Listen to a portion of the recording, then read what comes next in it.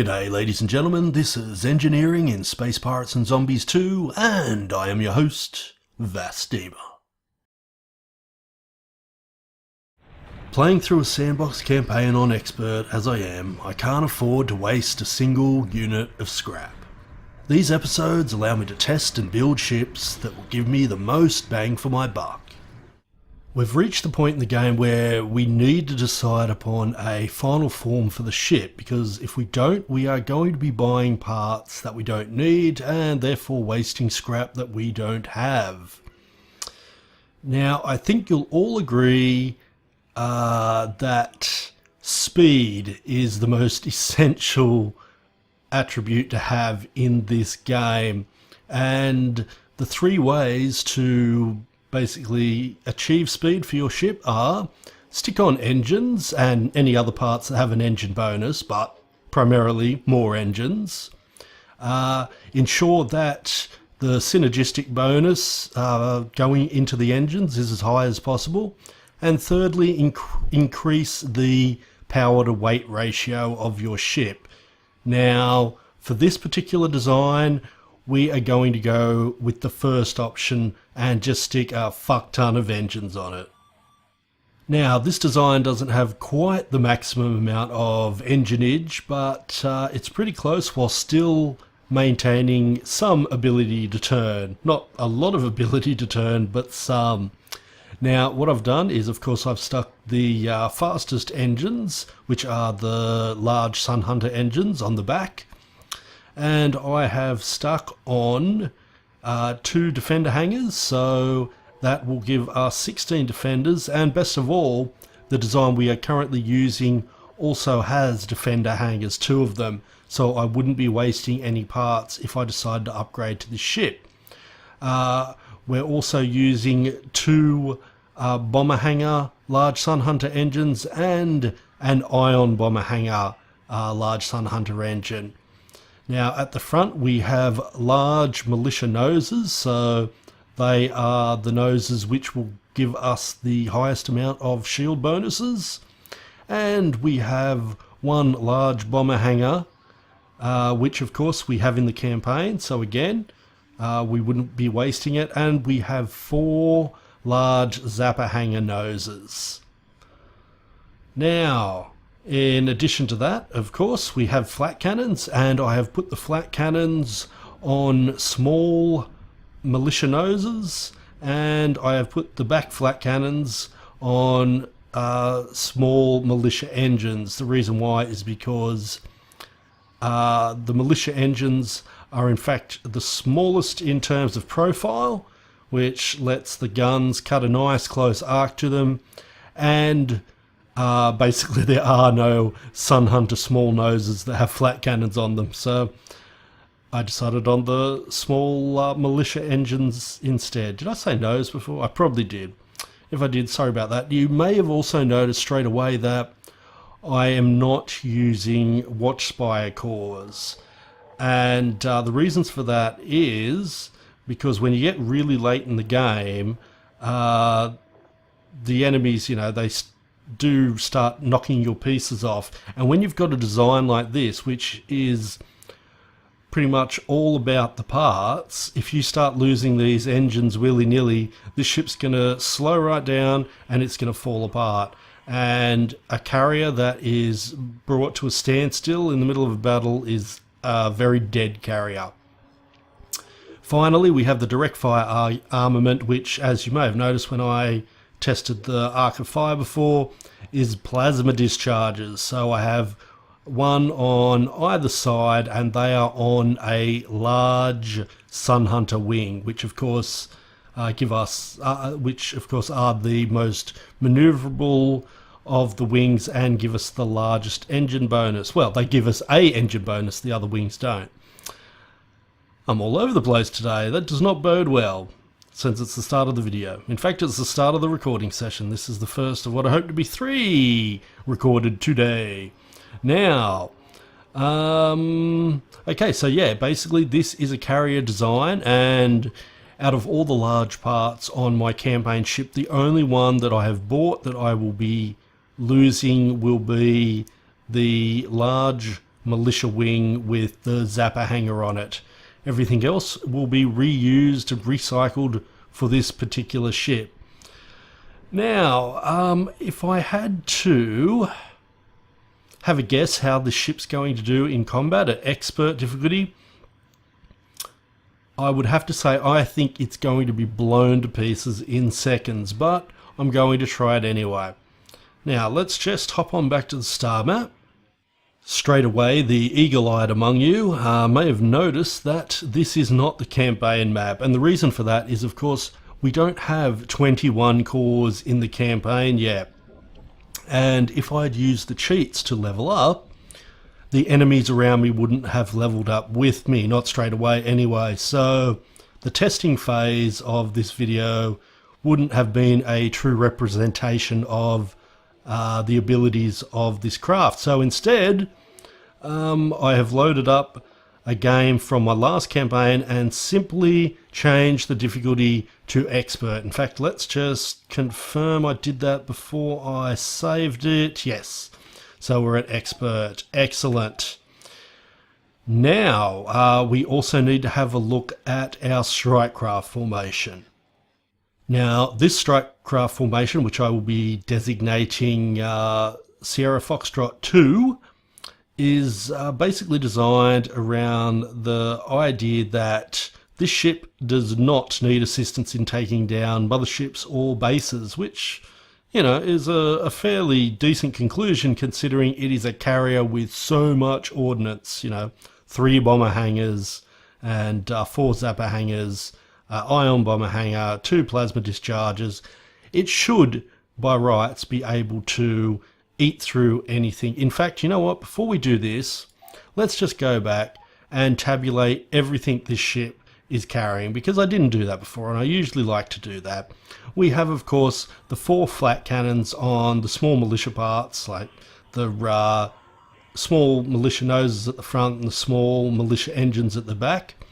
We have a total of 32 zapper drones in the noses. We have a total of 18 bomber drones, 6 in this nose here, and 12 in the large Sun Hunter engines at the back here. We have 6 ion bombers in this large Sun Hunter engine, and of course we have the all necessary defender drones, and we have 16 of them, 8 in each of these large Sun Hunter engines. And of course we have the 2 plasma discharges on either of the Sun Hunter large wings. Now that that's all been tabulated, which is what I should have done before I left that screen before, let's go back to the hangar once again, and we are using an anti-strike craft pattern, and instead of Ikes we are going for tugs. Now, as you probably noticed, in this particular save game I was up to level 99, so I will only be level 70 when I get 21 cores, so this is 30 levels above that, but my total command points are exactly the same as they are in the campaign, which works out very good. And because in the campaign I'm currently playing I put up the blueprint drop rate, I'm fairly sure the stars are fairly similar as well. Of course, the enemy craft are going to be much stronger than the craft in my game will be. At level 70, I mean, when I get 21 cores. That was a bit rambling-ish. Ramblish? It was ramblish.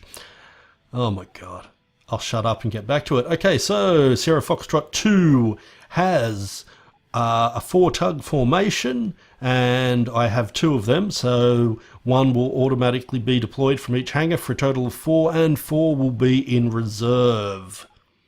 Now, each of these tugs are carrying the exact same armament, and that armament is anti-strike craft in capabilities. It is a Mac Hammer, which does tremendous amounts of damage when it hits and at very close range, and in order to knock down shields they have 2 zapper pods. So each of these tugs is flying around with 8 zapper drones and a Mac Hammer. We'll just have to see how they go. I am very curious myself. But now that we have gone through all of that, we need to pick a good target for testing. And personally, I think, is it this one?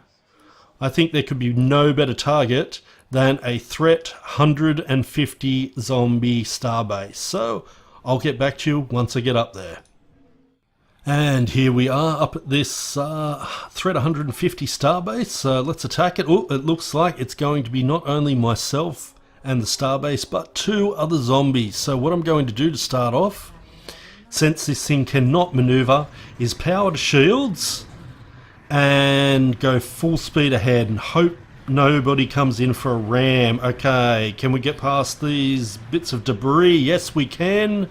Okay, we're running out of boost juice, but okay, good. Power to shields is still on. We're going forward, and boost juice is coming back. We'll regroup all of our strike craft and everything else. Bit more distance. Keep power to shields on. We've still got about a third of a capacitor. Excellent. Okay, rightio. We will now let the plasma discharges start to fire. Let's put a bit more speed on, and oh yeah, very efficient, guys. Okay, come on, everybody to me. Okay, so I'm out of capacitor, but the good thing is I've put quite a bit of distance. Come on, capacitor, I need you right now. Lots of lasers coming my way. Okay, excellent. Let's just try and get a bit more separation. Okay, fire off a few plasma discharge rounds. That tends to deter enemy strike craft. They tend to try and dodge away, and that would be good right about now. Okay, we will stick power to shields again. Okay, doing good. Okay, so I'm nearly out of strike craft, but that's okay. We've put a lot of distance between us and the starting enemies. So let's tell, and Tengu, you should be happy about this. Look at that. I focused fire. You like it when I do that, don't you, mate? Anyway, so that guy's running away, but no, he is... I was about to say he is sticking within range of my bombers and zappers, but it doesn't matter because I'm out of cap juice. Okay, there goes everything. Excellent. Oh yeah, get this guy. Get this silly little bastard. Yeah, actually, let's chase him in as, much way as you can chase somebody in a ship that flies like a fucking cow. Okay. Go. Keep him in range-ish. Okay, well, the zappers are doing their job. Are we going to get any bomb hits? I think we got a few bomb hits, which is good. And yeah, he's dead. Excellent. Okay, so this guy with the shields, kill him. Maybe we should start turning around at the rate at which I turn. I should probably get back there by the time I kill all of these strike craft. And I'm not exaggerating all that much, to be honest. Like, this is my top turn. I've got my finger held down. The only way I can turn quicker is if I reverse and turn at the same time whilst under boost. God, look at this. This is, it's fucking midway out here. Look at it. Damn. Okay, well, all my guys are landing and refueling. What have you? Here we go. What are you doing, you little shit? Okay. Excellent. We're turning still. Yep, we're almost at 90 degrees to the start of combat zone. Excuse me. Okay. We'll just block these torpedoes coming in, and we'll keep on turning. And I've been out of boost juice for a while, but I've still had my finger on the shift key, because I am a moron. Okay, take out this little prick. So close to me. So rude. Block those torpedoes. And did any of that plasma discharge get him? No. Okay, damn, you're a brave little sod. Here, look, let's just finish him. Come on. If he's going to come in on us that hard, then he deserves to die. Look at this guy. What a perfect position we've got him in right now. And I'll stuff it. Kill this guy too. If he's going to just sit in my wake. There we go with the plasma discharges. God, they do some damage. Jesus. Of course, I hate it when I'm the one getting hit by the bastards, but... Oh, damn. The only thing that would have done more damage than that would have been 2 mass drivers. But the problem is with mass drivers, they can't go through shields, which means... you know, for most of the battle, while you're being surrounded and swamped by little strike craft with shields, and you actually need weapons to be shooting back at the strike craft, yeah, they're doing nothing. So, yeah, I'm not a massive fan of mass drivers. Not at expert difficulty, definitely not. No, fuck no. If you wanted to make a dedicated strike craft, on the other hand, whilst you had, you know, ion bombers and zappers and stuff that could take down the shield, especially zappers because they still will do a little bit of damage after the shields are down. But yeah, no, I'm not a fan of mass drivers, even though they do massive amounts of damage. At the very least, if you are going to have a ship with mass drivers, I would stick it on a dedicated direct fire ship, so that you have other weapons, you know, pulses, plasma discharges, sniper cannons, anything of that sort. Same with cruel dispensers. Like, they're cool, really cool to bloody watch, that's for sure. But they have no effect if the enemy shields are still up. Okay, so what we might do is we might just head back at full speed, take out these asteroids. So let's just reload. Reload. Excellent. Yeah, we'll take out these asteroids, and if we can take out the base quickly, I really don't know if this ship will put out enough damage to take out a base. I mean in one pass. I doubt it. Not a Threat 150 base. Gotta say, this is a quick ship. But damn, is it unwieldy to fly. Like I said, it's like flying a cow. And no, I have no idea what flying a cow is like. I've never, you know, stuck a cow in a trebuchet and pulled while riding it or anything like that. I have no idea what I'm going on about, by the way. I'm just, you know, rambling while we get back to base. Well, what am I saying back to base? This is not base. To the initial point of the assault. I have no idea. Fuck. I should not have had those 2 cans of Rockstar Punch this morning. I went off, you know, because I used to be a massive sugar junkie. I'd, you know, easily go through 2 litres of Coke a day, sometimes, you know, 4. And then when I got off the Coca-Cola, I switched back to tea, and... tea is just as bad. And so not only was I having tea with 3 sugars in it, but tea has lots of caffeine. It might not be coffee, but it still has half as much caffeine as coffee. So if you're drinking 30 cups of tea a day, that's still a hell of a lot of caffeine, especially when it's mixed in with 3 teaspoons of sugar. So now that I have managed to disengage from that fucking rock, have I disengaged, or is there a rock stuck under me? It's hard to tell when the ship turns this fucking slowly. What was my point? Yeah, so now when I have sugar, my body is just like, what the fuck is this? And it's, yeah, it's like, actually I probably shouldn't say that. It's like something that's not quite legal. And yeah, so that's why I couldn't get ahead of that shield pickup. I wanted to keep on dragging it until I needed it, but no such luck. Damn. Too much other stuff going on and me talking, and I didn't take out that base even when its shield was down, which it is again. Damn, I'd swear there's a rock under me. I can't even seem to turn right at the moment.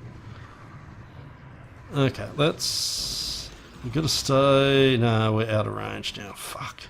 Okay, come on. We'll have to hold down the reverse and the right turn at once to make a tighter turn. I'm out of boost juice though, and out of capacitor. Ooh, shit, and there's all sorts of nastiness coming through. Ooh, that's not good. Excellent. Excellent. Okay. Fuck it. Concentrate on this guy. He's already dead. He's already dead. Ooh, shit, that asteroid's about to explode. And that's alright. I went straight past it. Now. Oh, god damn it. Rocks and shit everywhere. Come on. Come on, reload. Reload. I want to blow these rocks up. There we go. Excellent. And... dude, are you seriously chasing me? You are so outmatched right now. Your strikecraft may have been doing a number on me. You, however, cannot. Oh my god, look at all this shit. Actually, I think I'm losing my FPS right now. There's just so much shit going on. I'm actually tempted to create a ship with just shitloads of SRMs just to see at what point the FPS tanks completely. Of course, if I blow up my graphics card, I wouldn't be anywhere near as amusing, I guess. Especially considering I have a laptop, so it's not exactly like I can just replace the damn thing. Okay, come on, turn, you fucking cow. Okay, so what I have to say about this ship is massive firepower, decent speed, like really decent speed. I was keeping ahead of pretty much everything except for the fastest strikecraft, and of course at this level of play all the enemy strikecraft have got 6 stars. So yeah, of course this campaign I played with the same option as... sorry, last campaign I played with the same option as my current campaign, which meant that strikecraft bonuses per star were reduced to merely 4%. But even so, 6 stars means 24% bonus to their stats. Now, this is probably the biggest problem though. Not being able to just turn gracefully around... God, around this starbase. In fact, it's pretty much impossible to do it. There we go. Sort of possible. Sort of possible. Sort of possible. Damn, that's tricky. Okay. I am just glad I have so much experience ship handling in this game. Otherwise, I would have floated off in that direction ages ago. Okay. So, yeah. The ship definitely... viable choice somewhat in terms of the damage it outputs, its ability to destroy enemies at expert difficulty, all of that sort of stuff. Basically, if you're going to win with it, you need to get away from all the enemies as quickly as possible at the start, and of course if one of them decides to ram you, then yeah, you're probably going to be hitting the quick reload button, the F9. But yeah, because you can't turn quick enough, the best use of it is to punch straight through the enemy line at the front, keep on running, and then figure out how you're going to fight the battle. But yeah, with the amount of ordnance it has, it's definitely usable. But my final decision is that I would not choose to use it in the campaign, simply because those wings, oh my god, without more wings and therefore more maneuverability, like I said, it's like trying to fly a cow. But that's neither here nor there, because we have reached the point in the episode where I need to name the thing. And if you have been watching the rest of the engineering in Space Pirates and Zombies 2 videos, you know that I have been pairing up a random adjective with a random noun to get the names of these ships. And this time around, it is the Desecrated shoe. And that's it for that design. Give me your thoughts down below and like and subscribe as you will. Until next time, take care of yourselves, and most importantly, have a good one.